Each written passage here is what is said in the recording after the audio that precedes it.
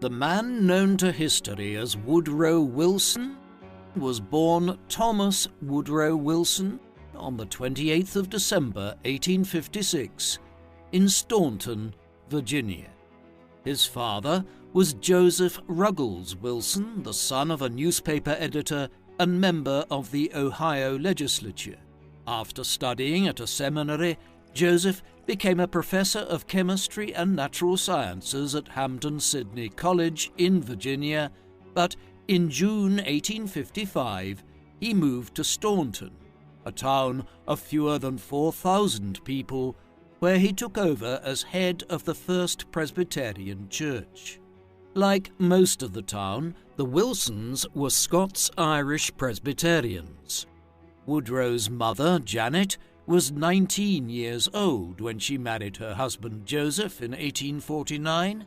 Known by her family as Jessie, she came from a family of Scottish churchmen and was born in Carlisle, England, before emigrating to Ohio with her family as a child.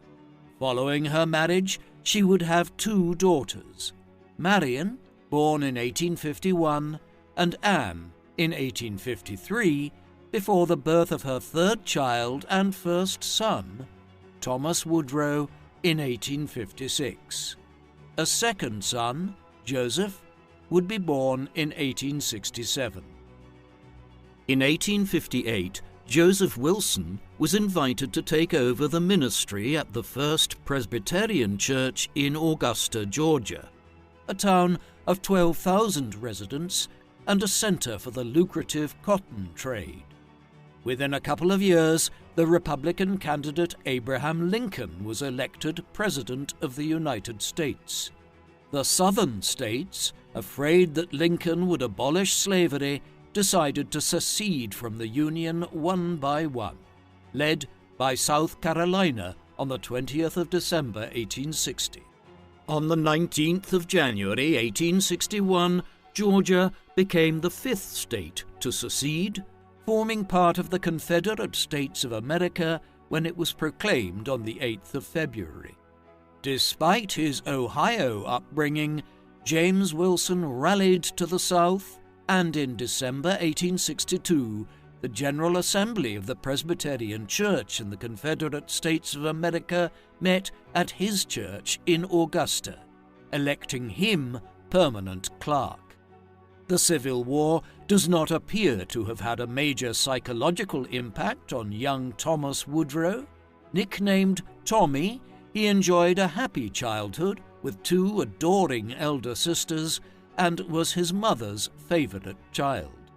He may have suffered from dyslexia, as he did not learn his alphabet until the age of 9 and could not read fluently until the age of 12, though he later received good grades in Latin, Greek, and French at college without acquiring fluency. In 1870, Joseph Wilson became professor at the prestigious Columbia Theological Seminary in South Carolina, but resigned 4 years later and moved the family again, this time to Wilmington, North Carolina. Tommy expressed a desire to enter politics from a young age. He continued to identify with the Southern states after the Civil War and joined the Democratic Party. The Democrats had dominated Southern politics before the war and opposed the abolition of slavery, but the Republicans had taken over control of the South in the immediate aftermath of the Civil War and enforced voting rights for the former slaves. By the 1870s, the Democrats began to use intimidation tactics against the local black population to prevent them from voting, enabling them to take back control of the South. With the Republicans in the federal government facing corruption scandals and an economic crisis, the Democrats faced little resistance in reimposing white supremacy across the Southern states through the mechanisms of segregation and the Jim Crow laws from the 1870s onwards. In late 1873, Woodrow entered Davidson College in North Carolina but after a year he left and entered Princeton College in New Jersey as an 18-year-old in 1875. During his first 2 years, he did not find class particularly challenging, and instead spent most of his time reading, being particularly influenced by the Anglo-Irish statesman and father of liberal conservatism, Edmund Burke. He joined the Whig Debating Society and wrote for the campus newspaper, The Princetonian, becoming its managing editor in 1879. He took a special interest in British politics and government, which he considered superior to the American political system. Despite his upbringing, he soon abandoned the Southern doctrine of states' rights in favor of a strong, centralized national government and considered Alexander Hamilton the greatest of the Founding Fathers. Despite his desire to enter politics or become a political writer, following his graduation in the autumn of 1879, Woodrow Wilson bowed to family pressure by enrolling at the University of Virginia Law School. As at Princeton, he spent much of his time writing and debating and served as president of the Jefferson Literary and Debating Society. It was also at this time that he decided to drop his first name in favor of the alliterative Woodrow Wilson. In December 1880, he withdrew from the university after an illness and continued his legal studies at home in Wilmington. In 1882, Wilson established a law practice in Atlanta, Georgia. However, he had few clients and no real love for the law. Hence, Wilson only argued 2 or 3 cases at court before he decided to abandon his legal practice in the spring of 1883 for a career in academia, acquiring a position as a graduate student in the Faculty of History and Political Science at Johns Hopkins University in Baltimore, Maryland. Before leaving Atlanta, Wilson met Ellen Louise Axon, the daughter of a Presbyterian minister who was one of his father's friends. After first meeting in April, the pair met on several further occasions and became engaged in September. At Johns Hopkins, he began work on a book project about the American Constitution, inspired by the late English political scientist Walter Bagehot's study of the British Constitution. By September 1884, he completed the manuscript, which was accepted by publisher Houghton Mifflin and published under the title Congressional Government in January 1885. Although his book received critical acclaim, Wilson decided not to pursue a doctorate and instead accepted an offer to be an associate in history at Bryn Mawr College, the newly founded women's college in Pennsylvania.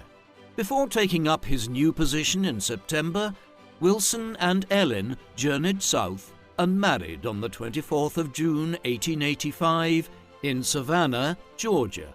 Ellen joined her husband but returned south to give birth to her daughter Margaret in April 1886, followed by a second daughter named Jessie in August 1887.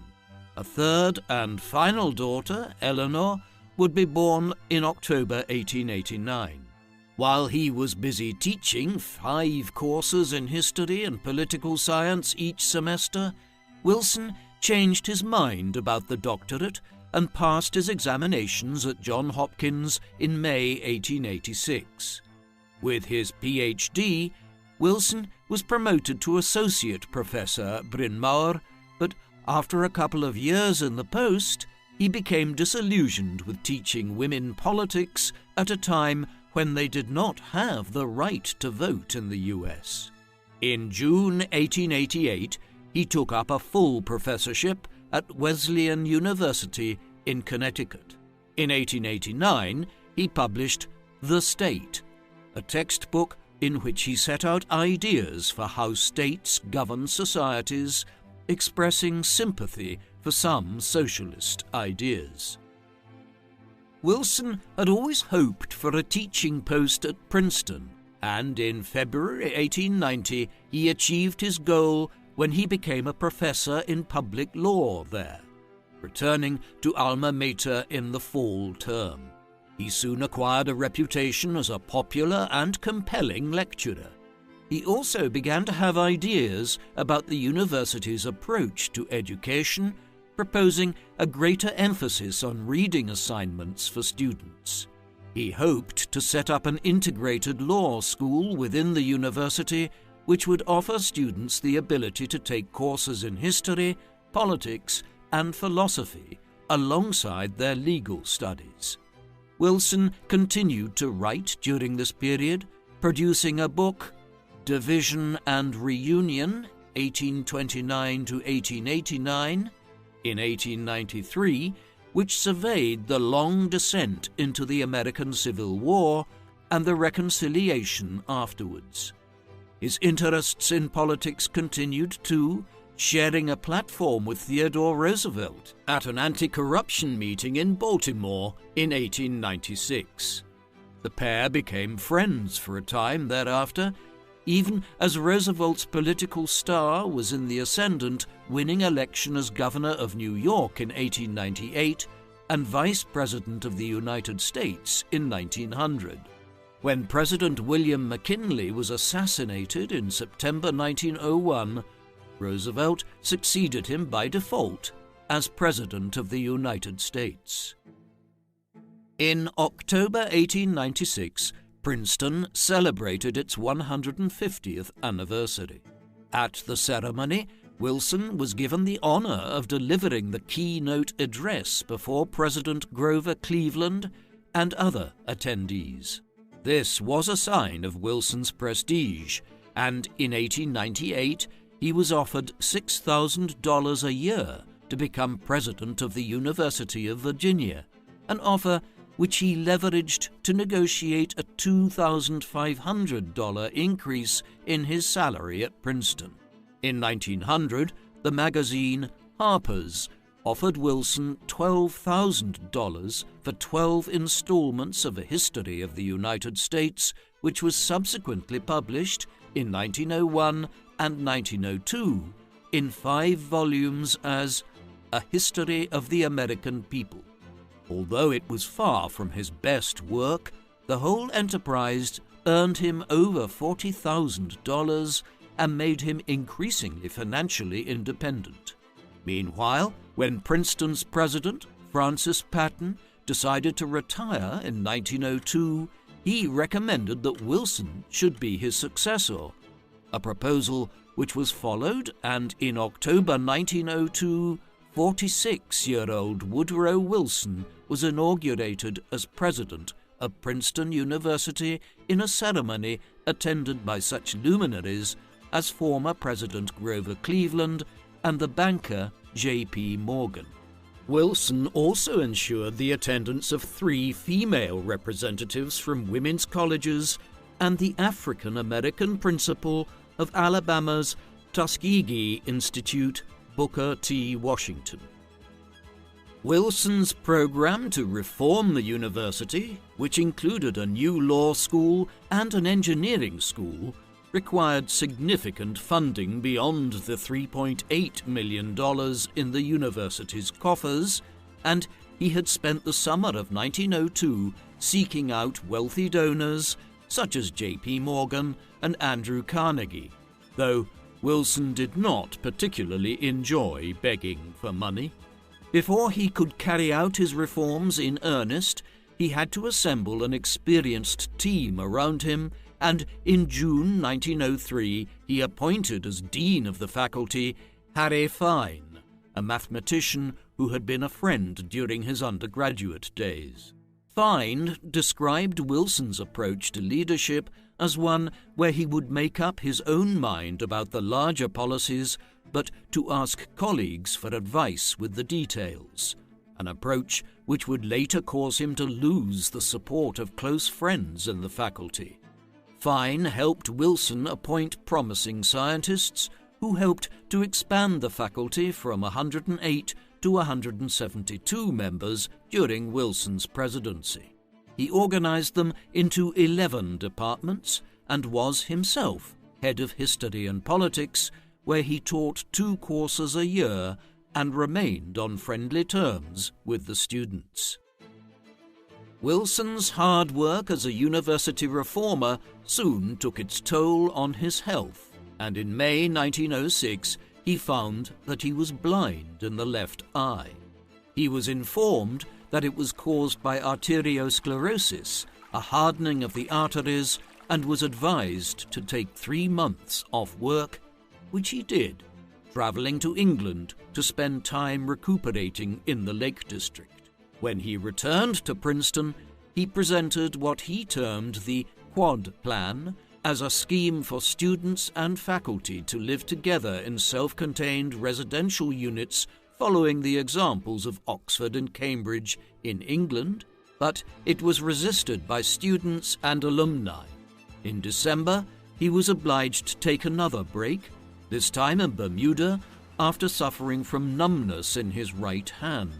During this first visit, he met Mary Peck, a socialite from Massachusetts long estranged from her husband, beginning a relationship which may have been sexual.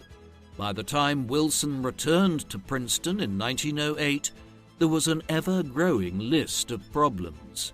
Notably, his continued efforts to impose the Quad Plan and also deliberations over the financing of a new graduate school and where it would be built. His desire to hew his own path and not bend to the will of wealthy alumni who wanted too great a say in these decisions undermined Wilson's authority as president of Princeton and left him with many enemies among the faculty and trustees. By the end of the 1900s, he was seeking new pastures. During his presidency of Princeton, Wilson was so busy with academic politics that he had little time for the real thing, though he continued to think and write about it. In 1908, for instance, he published Constitutional Government in the United States, a book which expanded on the themes in congressional government by providing a more detailed examination of the presidency and the judiciary. He continued to be critical of Congress and advocated a stronger president who should be the undisputed leader of their party, in contrast to the existing American system, where the president's authority within his own party could be challenged by congressional leaders such as the Speaker of the House. On contemporary political issues, he began to move away from conservatism towards progressivism, deploring the fact that so much wealth in the country was concentrated in the hands of a select few. This was in line with contemporary politics, and this is usually referred to as the progressive era in American politics.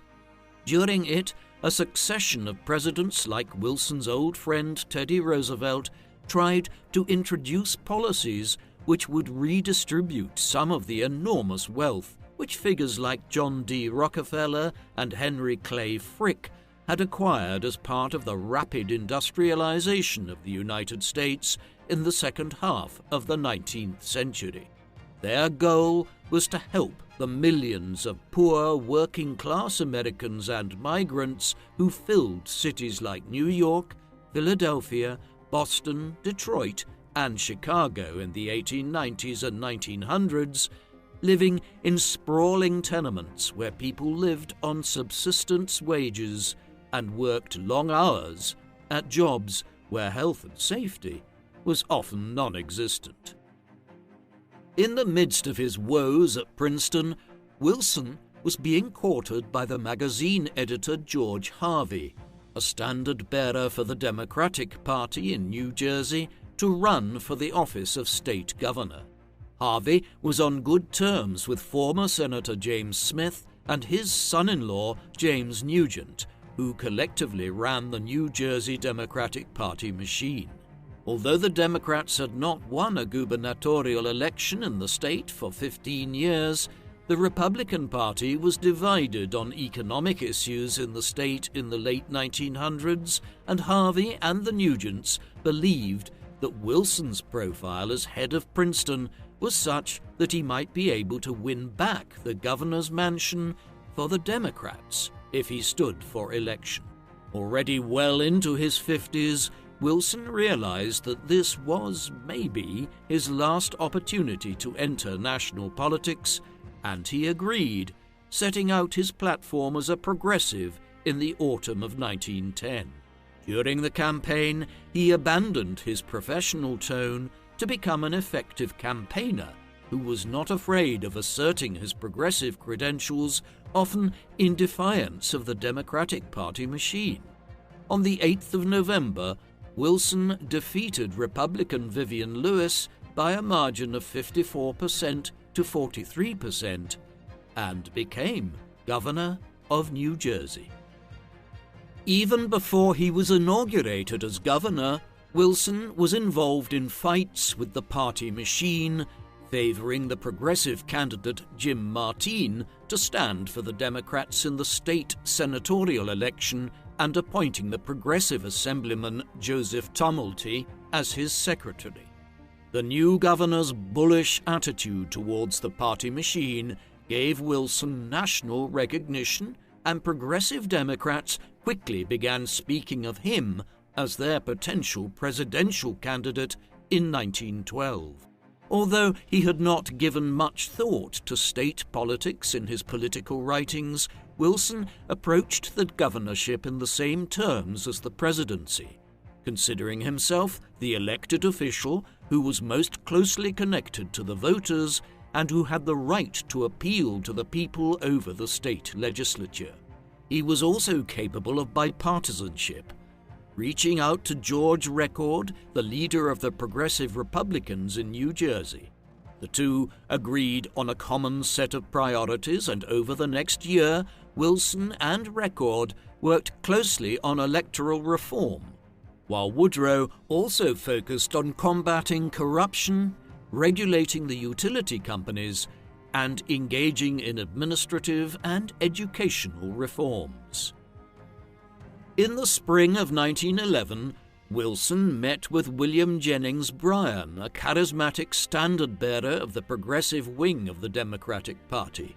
It was part of growing conversations he was having in the early 1910s, which led to the announcement of his candidacy to become the Democratic Party's nominee for the 1912 U.S. presidential election. He faced strong challenges for the Democratic nomination from Speaker of the House James Beecham, Clark of Missouri, and the House Majority Leader Oscar Underwood of Alabama, whose support among conservative Southern Democrats reflected Wilson's weakness in that constituency. In the spring of 1912, Clark won several primaries in the west and northeast of the country, while Underwood performed strongly in the south, leaving Wilson with a handful of states, including New Jersey. When the Democratic National Convention met in Baltimore in June 1912, Wilson did not expect to win the nomination. Clark led Wilson in the first ballot by 440 votes to 324, and by the 10th ballot had won a majority of delegates. Yet, under party rules, the winning candidate required the support of 2/3 of the delegates. With his prospects hanging by a thread, Wilson's campaign managers made backroom deals which gradually shifted the numbers in the governor's favor. On the 2nd of July, Woodrow Wilson was chosen as the Democratic nominee for the president on the 46th ballot. Thomas R. Marshall, the popular governor of the swing state of Indiana, was chosen as the vice presidential candidate. The drama of the Democratic Convention of 1912 was nothing like that of the Republican one, which saw former President Theodore Roosevelt, the Republican president between 1901 and 1909, challenge his successor, William Howard Taft, who was still in office, and was serving a term between 1909 and 1913.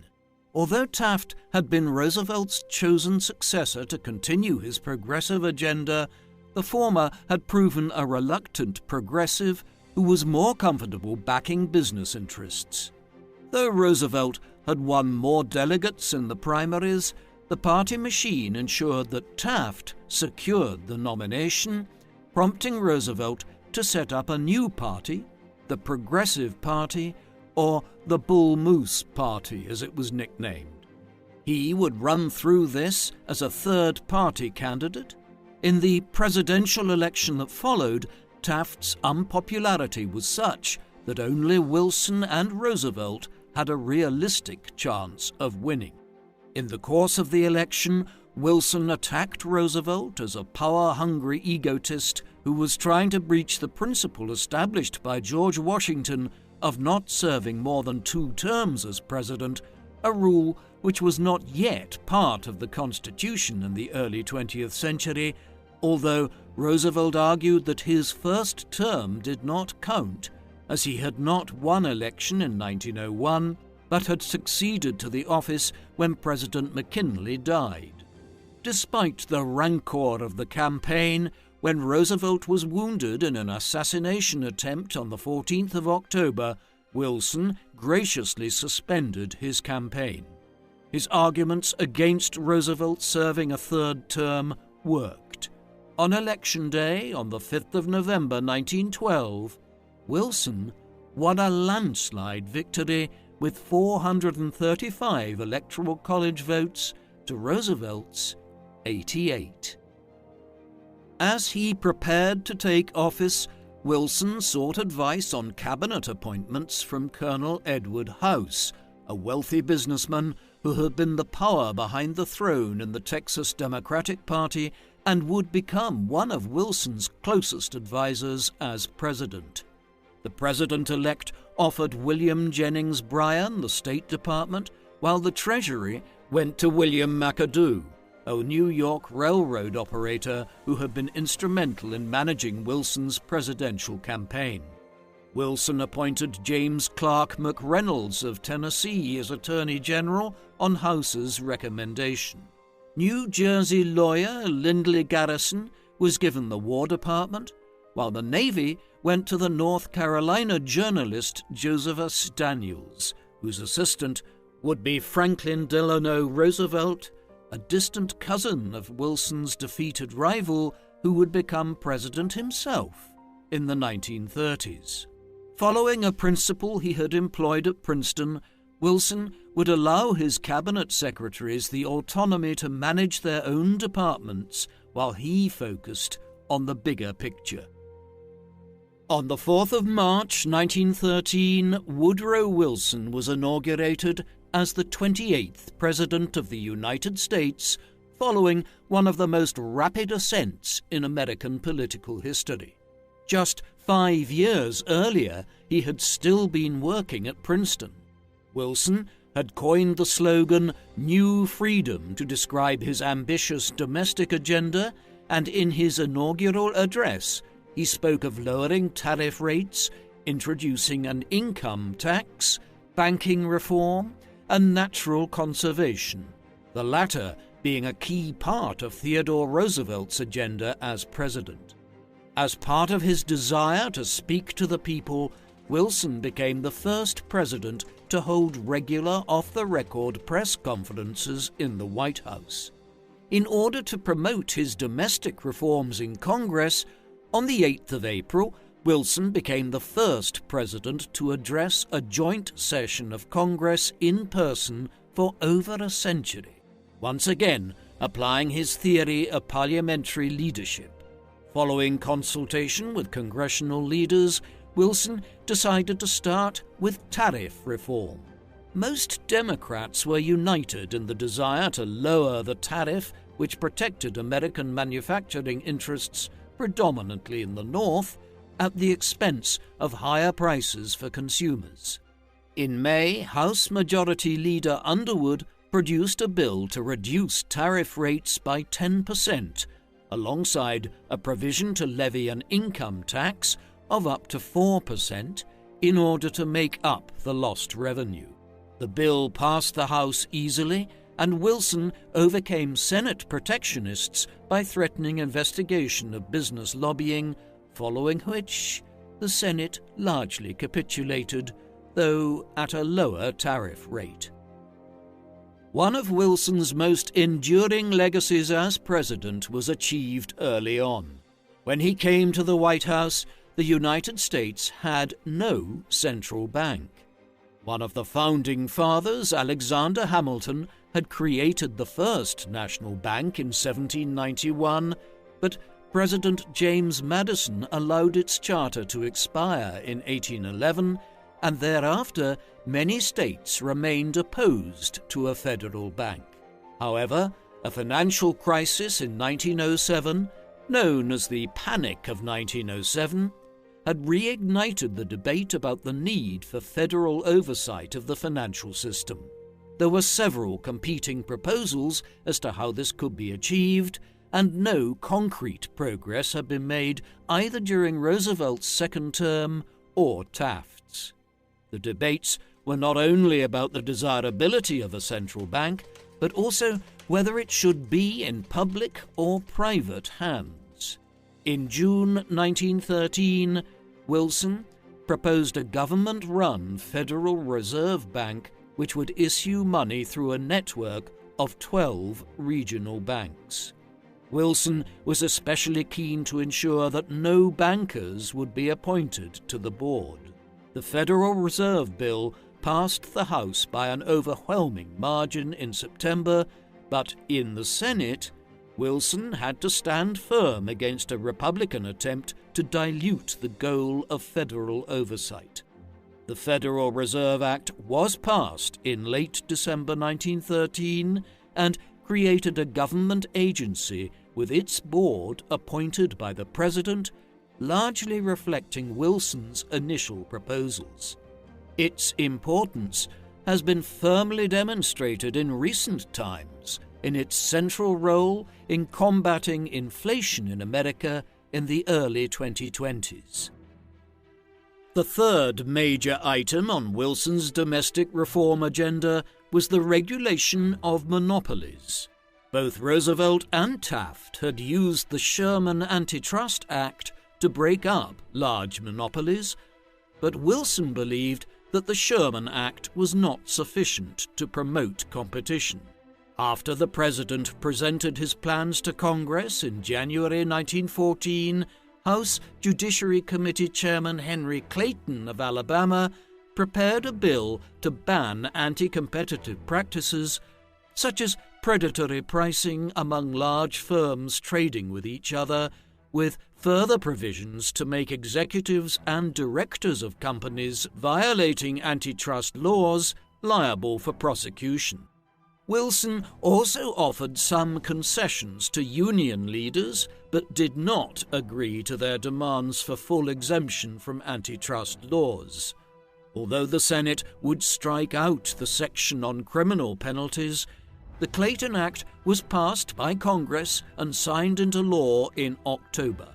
A few weeks earlier, the President had signed the Federal Trade Commission Act, creating a federal regulatory agency to investigate and take enforcement action against unfair trade practices.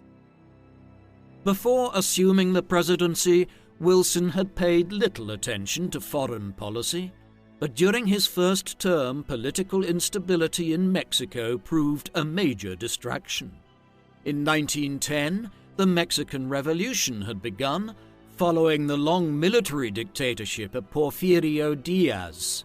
One episode of this 10-year period of turbulence in Mexico saw General Victoriano Huerta overthrow the democratically elected government of Mexico in February 1913.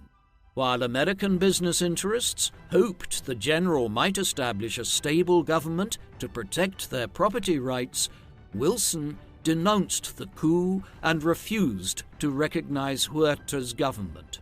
After exhausting diplomatic options to remove Huerta, Wilson took advantage of an incident involving the arrest of American sailors in a Mexican port in order to send a fleet to capture the port of Veracruz on the 21st of April 1914. The ensuing action resulted in the deaths of more than 150 Mexicans and 17 American servicemen. When both Huerta and his constitutionalist opponent, Venustiano Carranza, denounced the American intervention, Wilson backed down and agreed to mediation from Argentina, Brazil, and Chile. Despite the mixed results of intervention in Mexico, Wilson later authorized the American military occupation of the Dominican Republic and Haiti in an effort to establish political order and protect American interests in the Caribbean.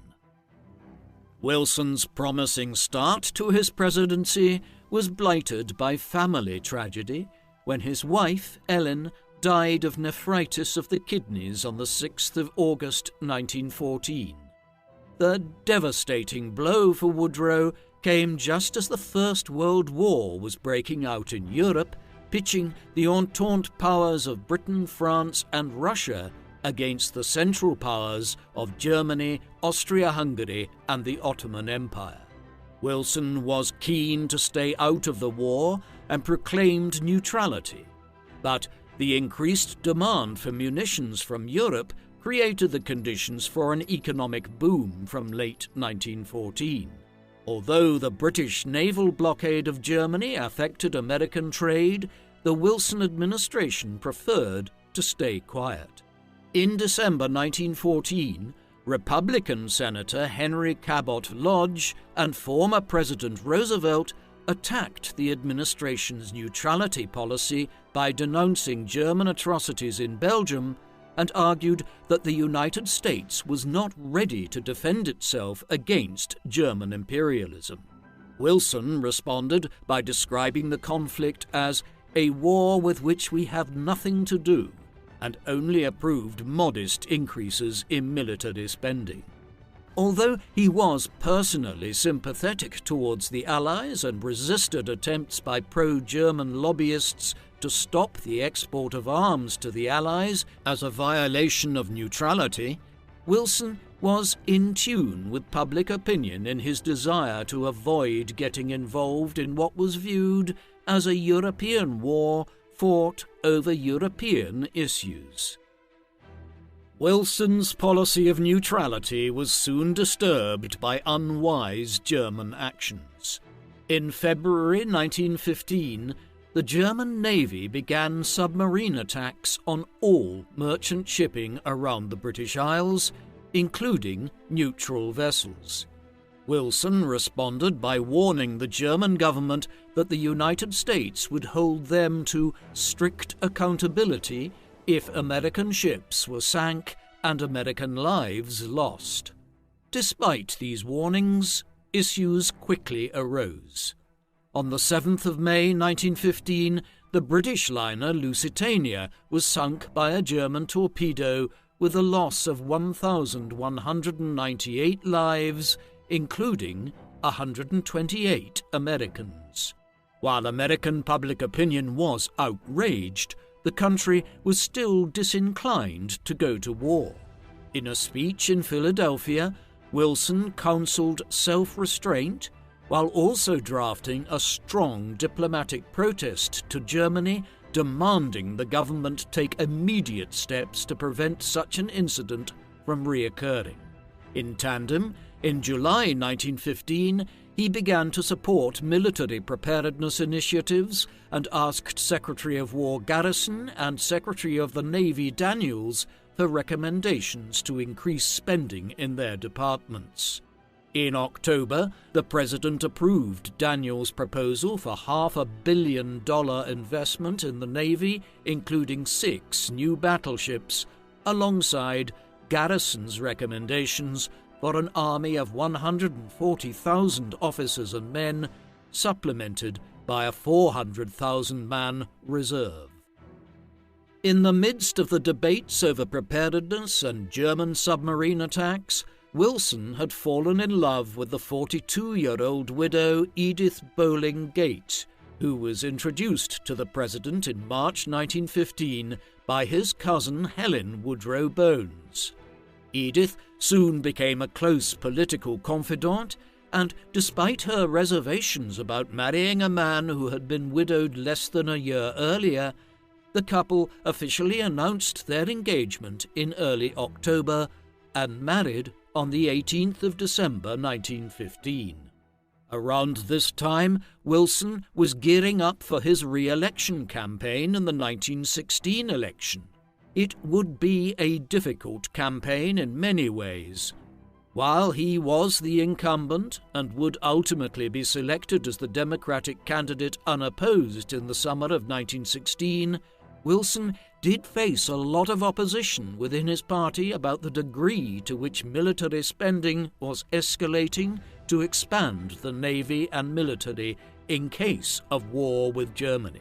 He had a good degree of bipartisan support, though, with figures like Roosevelt being broadly in favor of Wilson's efforts to prepare America for war if the nation should be dragged into the European conflict.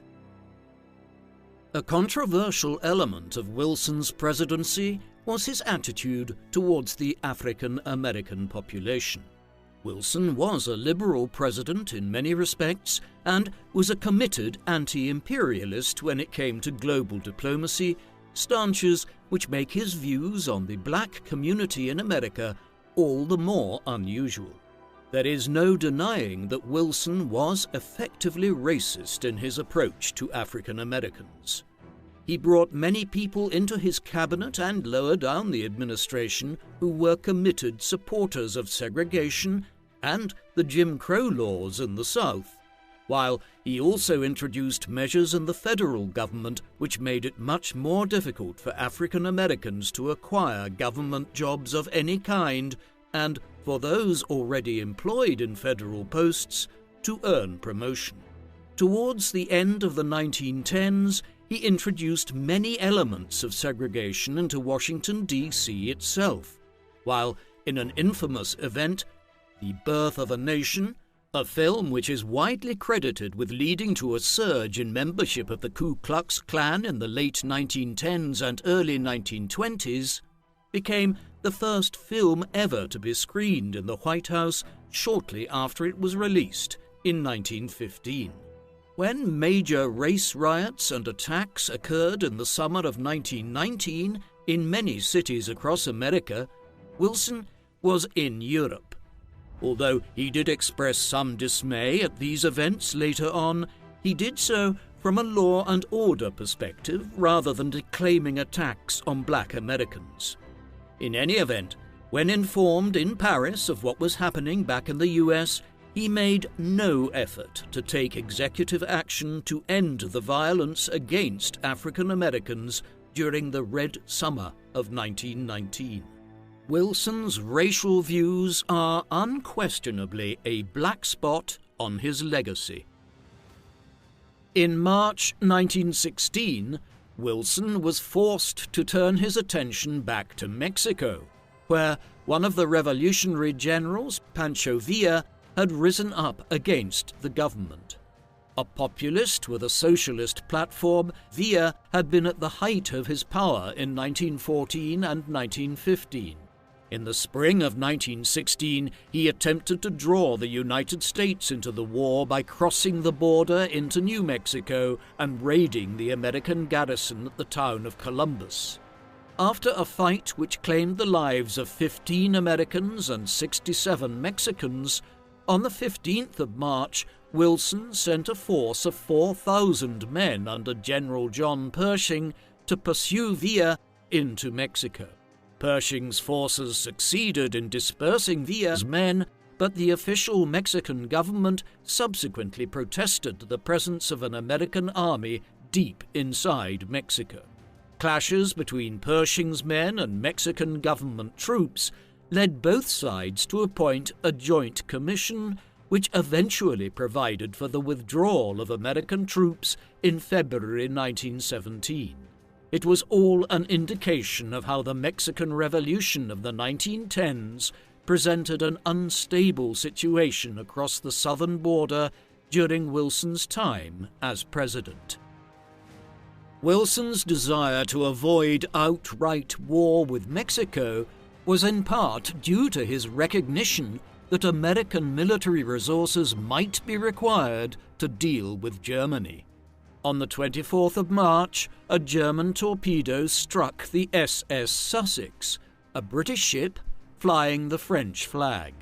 Though the vessel did not sink, more than 80 people were killed and wounded, and of the 75 Americans on board, 4 were injured. Although there had been further German attacks on neutral shipping since the Lusitania, which had claimed American lives, under the influence of his wife, Edith, Colonel House and Secretary of State Lansing, on the 18th of April, Wilson issued an ultimatum to Germany threatening to break off diplomatic relations unless the Germans stopped their attacks. In response, the Germans agreed to stop submarine attacks without warning and apologized for the Sussex incident, sealing a diplomatic triumph for Wilson, which kept the United States out of the war for the time being. By September, Wilson worked alongside progressive Democrats in Congress to enact legislation regulating child labor, increasing income tax, and providing an 8-hour workday for railroad workers. Wilson's action over the 8-hour workday won him the support of the unions and socialists, and the Republican shift towards conservatism allowed him to pick up many former progressives. Despite this, the election was close, and on Election Day, Wilson's challenger, the Republican candidate Charles Evan Hughes, achieved substantial wins in the Northeast and Midwest, leading the New York Times to call the election for the Republican. It was only by winning Ohio and almost sweeping the western states that Wilson was re-elected with 277 electoral votes to Hughes' 254 in one of the narrower election victories in American history. Wilson had hoped to build on his domestic achievements, but his second term was almost entirely devoted to foreign and military affairs. In the winter of 1916 into early 1917, Wilson sent a peace initiative to the belligerents in Europe, and in a speech to the Senate in January 1917 spoke of a peace without victory, one that would be acceptable to both sides given that the British, French and Germans had been mired in inconclusive trench warfare in northern France now for 2.5 years. However, the Germans had already decided to restart unrestricted submarine warfare in the Atlantic, hoping that German armies would have enough time to defeat the Allies in Europe before the United States could mobilize. The German Foreign Minister Arthur Zimmermann had also sent a telegram to the Mexican government seeking a military alliance and promising Mexico the recovery of Texas, New Mexico and Arizona, which the United States had conquered from Mexico in the late 1840s. On the 31st of January, Wilson received notice from the German ambassador that unrestricted submarine warfare would begin the following day. The president responded by breaking off diplomatic relations with Germany and arming American merchant ships. On the 28th of February, the so-called Zimmermann Telegraph was made public, strengthening the calls for war. On the 4th of March 1917, Woodrow Wilson was inaugurated to a second term as the drumbeat of war grew ever louder.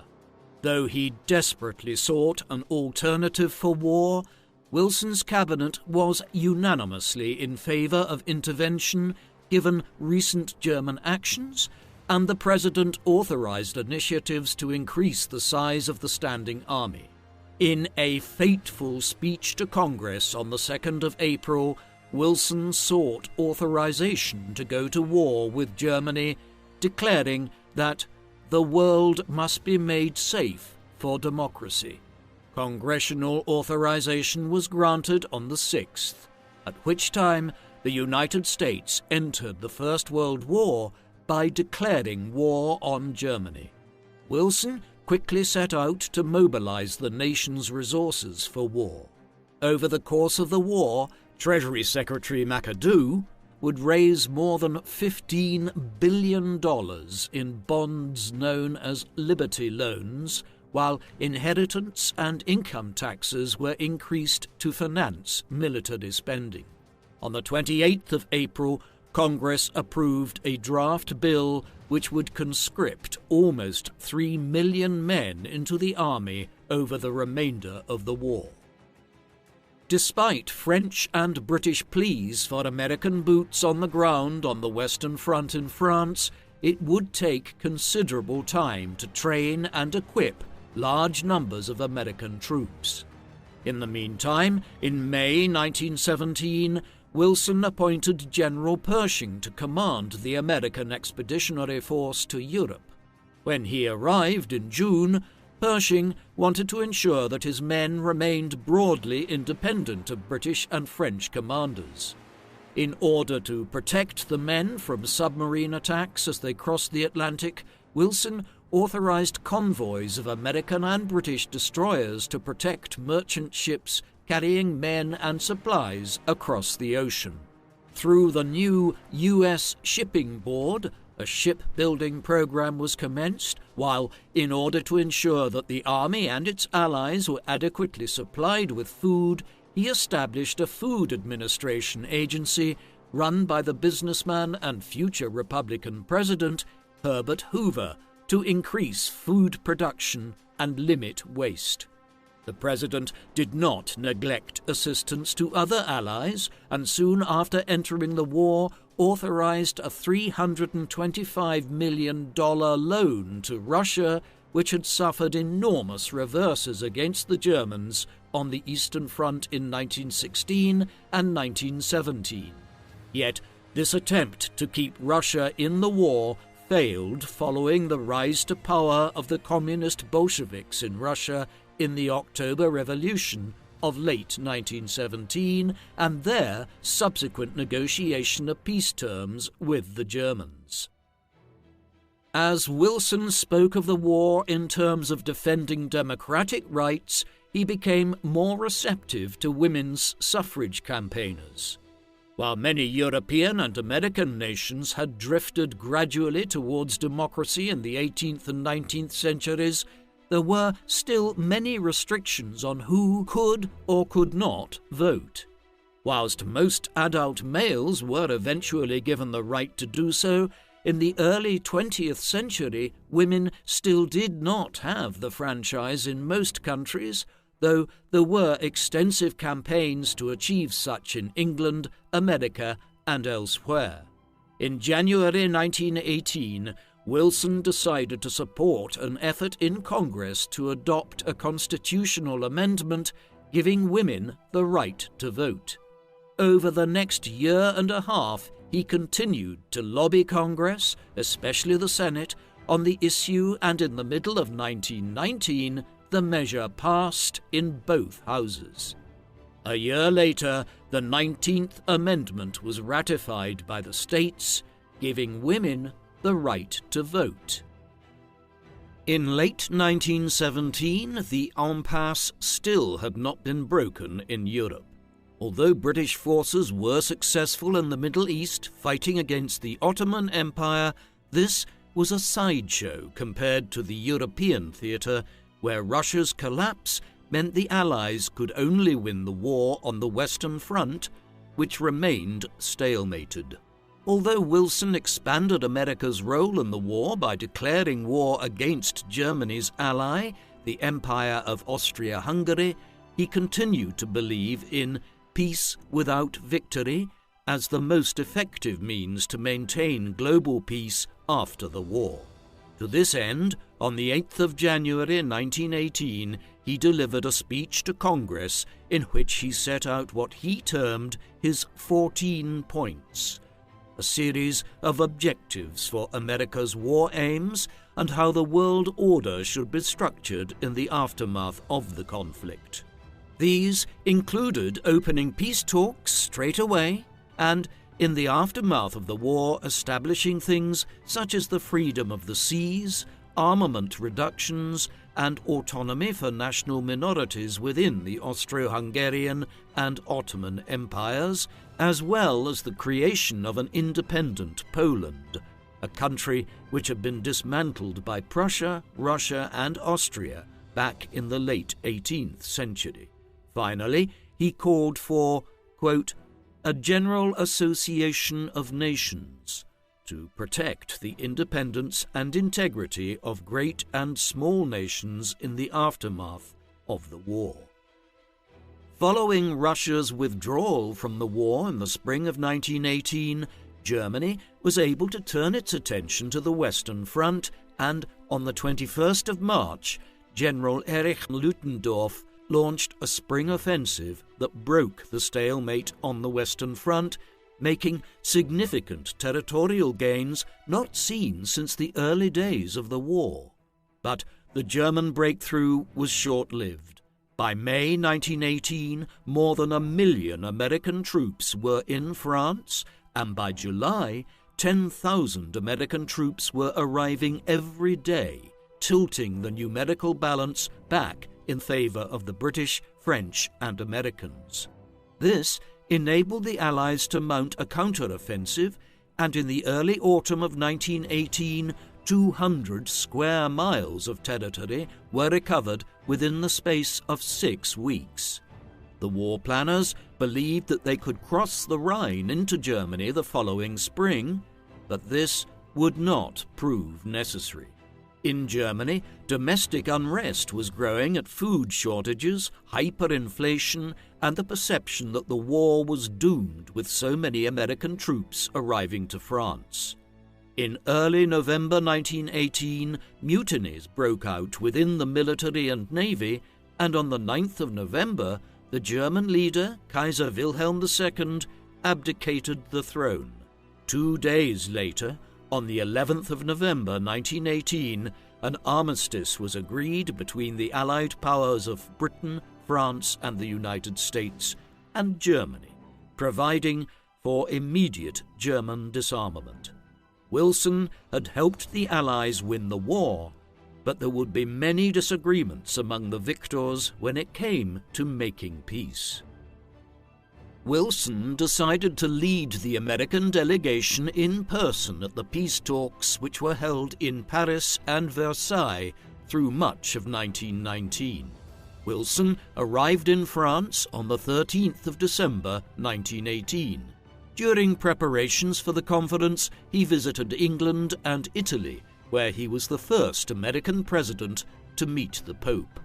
The conference opened on the 18th of January 1919, and Wilson was appointed chair of the League of Nations Commission, a committee set up to establish the League of Nations, the new international organization Wilson had championed the creation of as a way of mediating disputes between nations going forward in the hope of avoiding conflicts like the First World War from happening again. Wilson had already produced 2 earlier drafts for a covenant of the organization, and a third was produced jointly by the President and the 2 representatives of the British Empire, General Jan Smuts and Lord Robert Cecil. A Japanese effort to introduce a clause upholding racial equality was rejected by the British, while Wilson rejected a French plan to give the League an army to enforce its rulings. On the 13th of February, the draft covenant was agreed, largely reflecting Wilson's initial proposals, including the guarantee of independence and territorial integrity, the right of the League to be involved in wars anywhere in the world, a permanent court of international justice, and authority to apply economic sanctions and recommend military force. After presenting the draft covenant to the full conference on the 14th of February, Wilson returned to the United States for 2 weeks to sign bills passed by Congress before it closed its session. Wilson attempted to rally support for the League by meeting members of Congress privately in early March, but the proposals were attacked by Senator Henry Cabot Lodge for undermining the Monroe Doctrine, a long-standing American foreign policy position that Europeans should not be involved in the American continent, and vice versa. Soon after Wilson's return to France on the 13th of March, Wilson joined the leaders of Britain, France, and Italy in the Council of Four. This group would meet 148 times over the next 3 months and shaped most of the agreements in the peace conference. Wilson clashed with French Prime Minister Georges Clemenceau's demands for Germany to give up the Rhineland and the coal-rich Saarland to guarantee French security. On the issue of the size of reparations Germany was expected to pay, Wilson proposed a modest sum of some $30 million, while Clemenceau and his British counterpart David Lloyd George advocated much larger sums. The battle lines were clear. Lloyd George and Clemenceau wanted to punish the Germans and impose a triumphalist peace settlement, whereas Wilson wanted to show some mercy towards the defeated nations. In early April, Wilson fell ill with influenza, but returned to meetings of the Council after a 5-day break. Back at the League Commission, Wilson secured an exemption for the Monroe Doctrine, which he hoped would appease his domestic critics. On the key issues among the Big Four, Wilson proposed a commission to determine reparations to meet after the treaty was signed, and suggested that France administer the Saarland for 15 years before holding a referendum over sovereignty. Clemenceau also agreed to Wilson's compromise for a demilitarized Rhineland backed by Britain and American military guarantees. Wilson stood firm against Italian territorial claims in the Adriatic, which prompted the Italian delegation to withdraw on the 24th of April. The following day, in his desire to ensure Japanese support for the League, Wilson backed Japanese claims over the Shandong Peninsula in China, causing the Chinese delegation to leave. On the 28th, the final version of the League Covenant was agreed, incorporating Wilson's amendments. With this, the League of Nations would come into being in January 1920, but whether Wilson could ensure American membership at home remained a matter of debate. On the 7th of May, the preliminary peace terms were proposed to the German delegation which arrived in Paris to receive them. On the 29th of May, the Germans argued the victors had gone back on their promises of a just peace. Despite their objections, on the 28th of June, the Treaty of Versailles was signed in the Hall of Mirrors at the Palace of Versailles.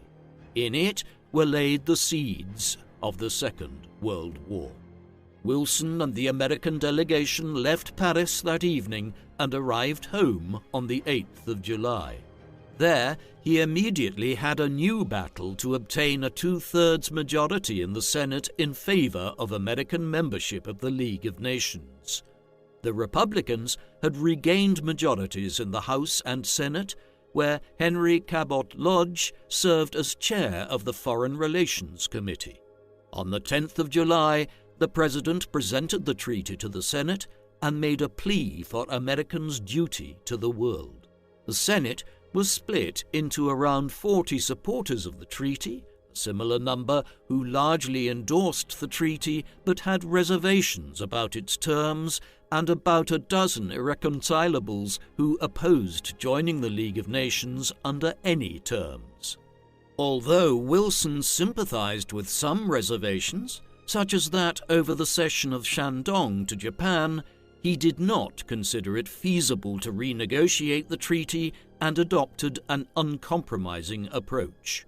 At the beginning of September, he embarked on a 3-week speaking tour to promote the League to the public, issuing the emotional plea that without the League to preserve peace in the future, the sacrifice of American servicemen during the war would have been in vain. Wilson's intensive speaking schedule had a significant impact on his health, and on the 26th of September, he was forced to cancel the tour and return to Washington. A week later, on the 2nd of October, he suffered a serious stroke which paralyzed his left arm and leg. Almost immediately after the stroke, Edith Wilson shielded her husband from view and resisted calls for his resignation while issuing optimistic statements about his prospects for recovery. Vice President Thomas Marshall, who had been largely anonymous in Wilson's administration, refused the calls from congressional Democrats to take over as president. By November, the president was gradually recovering and remained defiant, and when Lodge and the Republican senators proposed a set of 14 reservations, Wilson asserted that they would nullify the treaty. On the 19th of November, Lodge's reservations were rejected 55-39, while the treaty without reservations was voted down 53-38. In early 1920, moderate Democratic senators sought a compromise despite Wilson's defiance, and when the Senate voted on Lodge's reservations again on the 19th of March, a majority of Democratic senators voted in favor, but the 49-35 vote in favor did not reach the two-thirds threshold. In the end, the United States would neither ratify the European peace treaties nor join the League of Nations. It was a major defeat for Wilson's hopes of a new world order after the First World War. Defeat over the League was a bitter blow to Wilson, and his mental and physical condition prevented him from achieving much during his final year of office. By mid-April, he resumed cabinet meetings but provided little guidance on policy. Wilson had always given his cabinet secretaries autonomy over their departments, and the business of the administration largely carried on as usual. After the Republican majorities in Congress passed resolutions declaring the end of the war without a peace treaty, Wilson vetoed them at the end of May.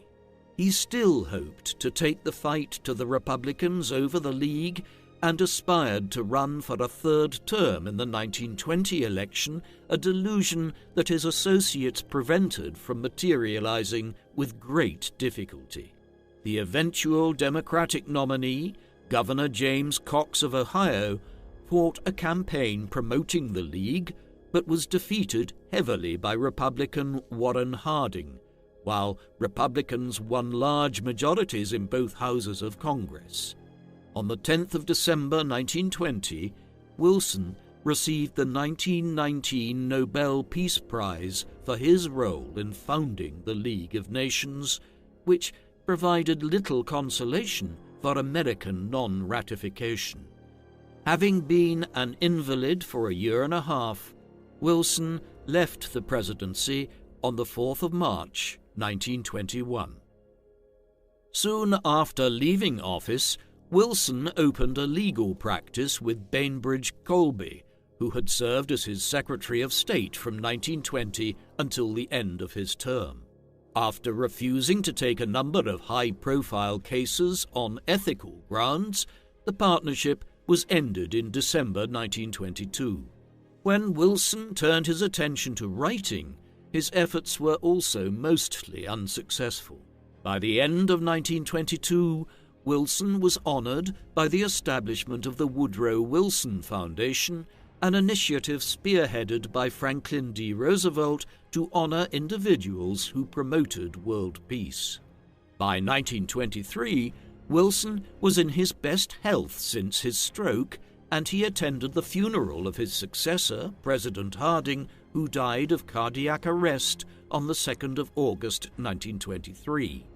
He was planning a run for the presidency and had drafted a speech accepting the Democratic nomination and a third inaugural address, but late in the morning of the 3rd of February 1924, Woodrow Wilson died at the age of 67. He was buried in the Washington National Cathedral, becoming the only president to be buried in the capital. In the years that followed the Treaty of Versailles, the punitive terms imposed on Germany became one of the reasons for the rise of the Nazis in Europe and the drift towards the Second World War, while the League of Nations proved ineffective without American participation.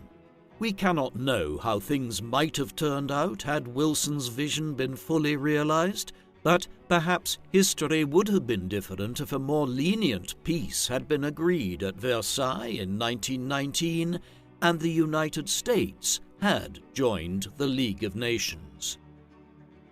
Woodrow Wilson leaves behind a legacy as one of the most influential and controversial presidents of the United States. An academic for most of his life, Wilson was an insightful political scientist whose educational reforms helped to maintain Princeton University's reputation as one of the leading higher education institutions in the country. Although he was a late convert to the progressive cause, he secured a host of significant legislative victories during his short stint as governor of New Jersey, which enabled him to win the presidential election less than 2 years after holding elected office for the first time. As president, he enacted an ambitious legislative program, including the creation of the Federal Reserve System, the introduction of an income tax, and improved antitrust laws. However, his ambivalent attitude towards race cost him the support of the African Americans who backed him in 1912. For better and for worse, Wilson's greatest legacy is in foreign policy, and despite his efforts to keep the United States out of the war, Wilson was the man who took the country into the First World War and mobilized the nation's resources to ensure Allied victory. He played a key role in the Paris Peace Conference and was the founder of the League of Nations. Wilson's failure to secure ratification of the Treaty of Versailles and membership of the League undermined the organization as it struggled to respond to Japanese, Italian, and German militarism in the 1930s. The debilitating stroke he suffered in late 1919, in the midst of the greatest political fight of his presidency, opened an unhappy final chapter in Wilson's life. What do you think of Woodrow Wilson? Should he be hailed as one of the most successful progressive presidents in American history, and was he right to have gone to war with Germany in 1917? Or could he have shown more restraint in order to achieve the sort of negotiated peace he desired? Please, let us know in the comments section. And in the meantime, thank you very much for watching.